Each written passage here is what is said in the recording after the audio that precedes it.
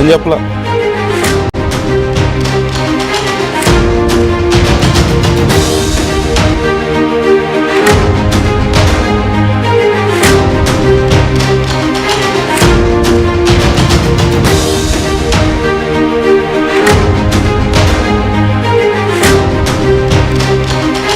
హైదరాబాద్లో ఒక R&B engineer ఏసీబీకి చిక్కాడు. అతని పేరు మోహన్ నాయక్గా తెలుస్తోంది. ఆదాయానికి మించిన ఆస్తులున్నాయన్న ఆరోపణలతో ఏసీబీ సోదాలు చేసింది. మోహన్ నాయక్ ఇంటితో పాటుగా 15 ప్రాంతాల్లో ఈ తనిఖీలు జరిగాయి. మోహన్ అక్రమాస్తులు చూసి ఇప్పుడు ఏసీబీ అధికారులు కూడా షాక్ అయినట్లుగా తెలుస్తోంది. సుమారుగా 200 కోట్లకు పైగా అక్రమాస్తులు ఉన్నట్లుగా గుర్తించారు. మోహన్ నాయక్ ఇంట్లో నుండి 60 లక్షల రూపాయల నగదు, 13 బంగారు బిస్కెట్లు, 2.5 కిలోల గోల్డ్, 6 కిలోల వెండితో పాటుగా 20కి పైగా విదేశీ మద్యం సీసాలు స్వాధీనం చేసుకున్నారు. Mohan Nayak bank balance 1,44,00,000. నిజామాబాద్, డిచ్పల్లి, మల్లింగి ప్రాంతాల్లో 19 ఎకరాల వ్యవసాయ భూమి ఉంది. కొంపల్లిలో 3 ఫ్లాట్లు, గచ్చిబౌలిలో 4 ఫ్లాట్లు ఉన్నట్లుగా గుర్తించారు. మొత్తం 7 ఫ్లాట్ల విలువ 7,34,73,867 అంటూ అంచనా వేశారు. మియాపూర్లోని ఈ ట్రైప్లెక్స్ విల్లా విలువ సుమారుగా 2,50,00,000. ఇక కూకట్పల్లిలో నిర్మాణంలో ఉన్న ఇల్లు విలువ 62,14,000. నిజామాబాద్లో విల్లా కొనడానికి ఇప్పటికే 1 కోటి అడ్వాన్స్ ఇచ్చినట్లుగా గుర్తించారు. ఇప్పటికే మోహన్ నాయక్ను అదుపులోకి తీసుకొని అధికారులు విచారిస్తున్నారు. ఒక అధికారి ఇంట్లో R&B ఇంజనీర్ మోహన్ నాయక్ దగ్గర దొరికినటువంటి ఆస్తుల చిట్టా ఇది. మొత్తం 15 ప్రాంతాల్లో తనిఖీలు చేశారు. సుమారుగా 200 కోట్లకు పైగా అక్రమాస్తులు గుర్తించారు ఒక R&B ఇంజనీర్ దగ్గర. మా ప్రతినిధి మధు మనతో జాయిన్ అవుతున్నారు. మరిన్ని డీటెయిల్స్ తెలుసుకుందాం. మధు, ఒక R&B ఇంజనీర్ దగ్గర 200 కోట్ల రూపాయల ఆస్తులా? లేనిదంటూ ఏది లేదు అతని దగ్గర. మనం చూస్తున్నాం 60 లక్షల రూపాయల నగదు, 1.5 కోటికి పైగా బ్యాంక్ బ్యాలెన్స్ మెయింటైన్ చేస్తున్నాడు. ఆల్మోస్ట్ 1.5 కోటి. బంగారు బిస్కెట్లు, కేజీల కొద్దీ బంగారం, వెండి, విదేశీ మద్యం. ఇక హైదరాబాద్లో అతనికి లేని ఫ్లాట్ లేనటువంటి ఏరియానే లేనట్టు కనిపిస్తుంది చూస్తుంటే. ఏంటి అది, ఎక్కడి నుంచి వచ్చింది ఇంత సంపాదన? అధికారులు ఏం చెప్తున్నారు అసలు ఇదంతా చూస్తుంటే?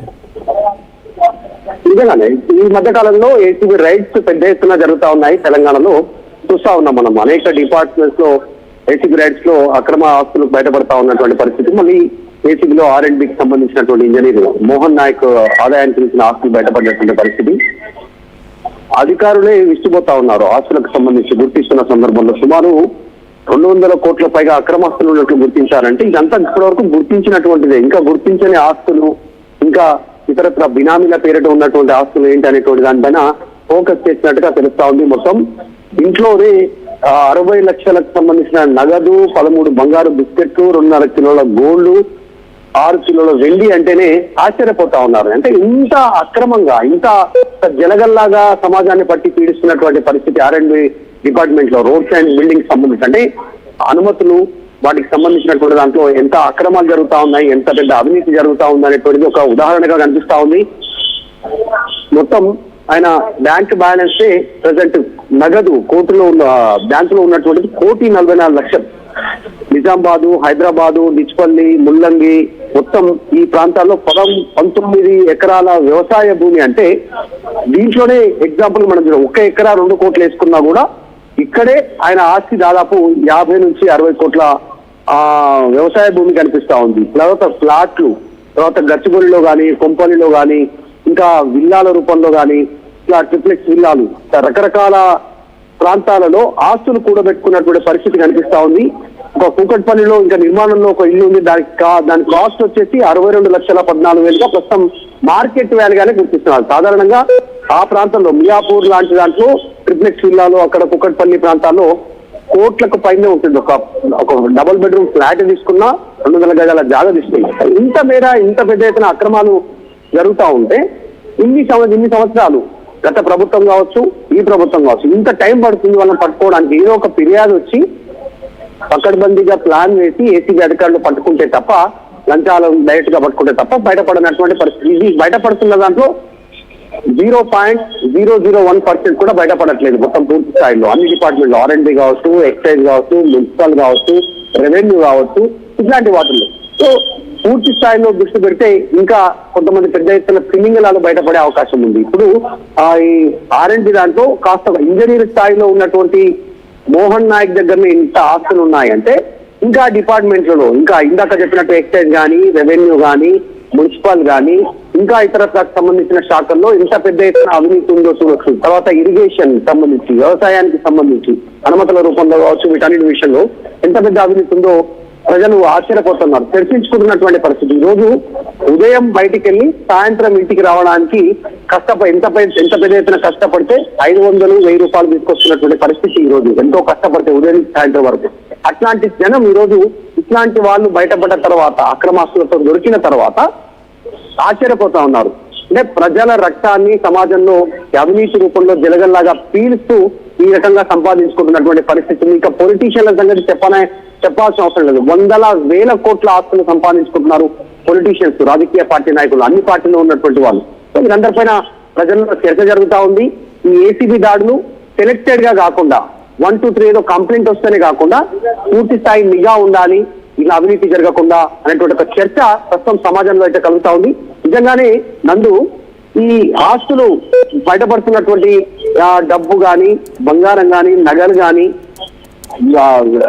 భూములు కానీ, ఫ్లాట్లు రిజిస్ట్రేషన్ చేసుకున్నట్టు ఇవన్నీ బయటపడతా ఉంటే సమాజం విసిపోయేటువంటి సిచ్యువేషన్ అయితే కనిపిస్తా ఉంది. మనం చూస్తా ఉన్నాం ఈ మధ్య కాలంలో వరుసగా ఏసీబీ దాడులు అయితే జరుగుతూ ఉన్నాయి. కొంతమంది బయటపడతా ఉన్నారు, కొంతమంది అవినీతి తిమింగలాలు కానీ ఇంకా చాలా మంది ఉన్నారు దీంట్లో.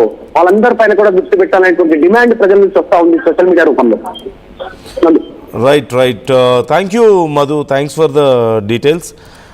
జనరల్గా ఇప్పుడు ఒక R&B ఇంజనీర్ దగ్గర ఈ స్థాయిలో రావడం, అసలు దొరకడం అనేది కళ్ళు బయర్లు గమ్ముతున్నాయి చాలామందికి చూసి. ఇన్ని కోట్ల ఆస్తులు, అతని బ్యాంక్ బ్యాలెన్సే 1,40,00,000, 1,44,00,000 కనిపిస్తుంది. జనరల్గా ఒక R&B రోడ్స్ అండ్ బిల్డింగ్స్ శాఖలో జీతం మీద డిపెండ్స్ ఆన్ దేర్ పోస్ట్ ఒక అసిస్టెంట్ ఇంజనీర్ జీతం 60,000 నుంచి 85,000 రూపాయలు. అలాగే డిప్యూటీ ఎగ్జిక్యూటివ్ ఇంజనీర్ జీతం 80,000 నుంచి 1,10,000. అలాగే ఎగ్జిక్యూటివ్ ఇంజనీర్ జీతం 1,00,000 రూపాయల నుంచి 1,50,000 ఉంటే సూపరింటెండెంట్ ఇంజనీర్ సీనియర్ అవుతారు. ఆయన జీతం వాళ్ళు ఆ ఆ పొజిషన్లో ఉన్న వాళ్ళది 1,50,000 నుంచి 2,00,000 జనరల్గా ఉండేటువంటి వీళ్ళ జీతం. మరి సరే హయ్యెస్ట్ శాలరీ 1,50,000 నుంచి 2,00,000 రూపాయలు అనుకున్నా, నెలకి 2,00,000 వేసుకున్నా సరే ఎంత సంపాదించి ఉండాలి పైన అతను? నెలకి 2,00,000 అంటే సంవత్సరానికి 24 లక్షలు సంపాదించగలుగుతాడు. అతని వయసు మహా అయితే ఒక అరౌండ్ ఒక 50 ఇయర్స్ లోపే ఉంటుంది కదా, 45 to 50 ఉండొచ్చేమో అక్కడ కనిపిస్తున్న అధికారి వయసు. అంటే ఎన్నేళ్ళు సర్వీస్లో ఉంటే ఇంత సంపాదించగలుగుతాడు, ఇన్ని కోట్లు సంపాదించగలుగుతాడు? అతని బ్యాంక్ బ్యాలెన్సే 1,44,00,000 అండ్ కేజీల కొద్దీ బంగారం కనిపిస్తుంది. 60,00,000 రూపాయలు ఇంట్లో క్యాష్ ఉందట, 13 బంగారు బిస్కెట్లు ఉన్నాయట, 2.5 కిలోల గోల్డ్ ఆర్నమెంట్స్ ఇతర గోల్డ్ ఉంది, 6 కిలోల వెండి కనిపిస్తుంది, 20కి పైగా విదేశీ మద్యం సీసాలు, అలాగే ఇక బ్యాంకు బ్యాలెన్స్ ఇంతకుముందు మనం మాట్లాడుకున్నట్లుగా 1,44,00,000 బ్యాంకు బ్యాలెన్స్. వాటితో పాటు నిజామాబాద్, డిచ్చిపల్లి, మల్లింగి ప్రాంతాల్లో 19 ఎకరాల వ్యవసాయ భూమి ఉందంట. కొంపలిలో 3 ఫ్లాట్లు, గచ్చిబౌలిలో 4 ఫ్లాట్లు ఉన్నాయి, మొత్తం 7 ఫ్లాట్లు ఉన్నాయి. ఈ 7 ఫ్లాట్ల విలువ 7,34,00,000 ఉంది. ఇక వాటితో పాటు మియాపూర్లో triplex villas, one of the most costly villas, 2,50,00,000 దాని విలువ ఒక్కొక్కటి. అతనికి అక్కడ కూడా ఒక విల్లా ఉంది. అలాగే కూకట్పల్లిలో ఒక ఇల్లు కడుతున్నాడట, 62,14,000 దాని వాల్యూ. అంటే ఇప్పుడు మార్కెట్ వాల్యూ ప్రకారం చూస్తే 1 కోటి రూపాయల పైన అది ఉంటుంది. నిజామాబాద్లో విల్లా కొనడానికి 1 కోటి రూపాయలు అడ్వాన్స్ ఇచ్చాడట. ఇక ఇప్పుడు బయటపడ్డవి ఇవి, ఇక బయట పడనివి ఇంకేమైనా ఉన్నాయేమో ఎవరికి తెలుసు. ఇన్ని కోట్ల ఆస్తుల, సుమారుగా 1,50,000 జీతం ఉండేటువంటి ఒక అధికారి దగ్గర ఇన్ని కోట్ల ఆస్తుల.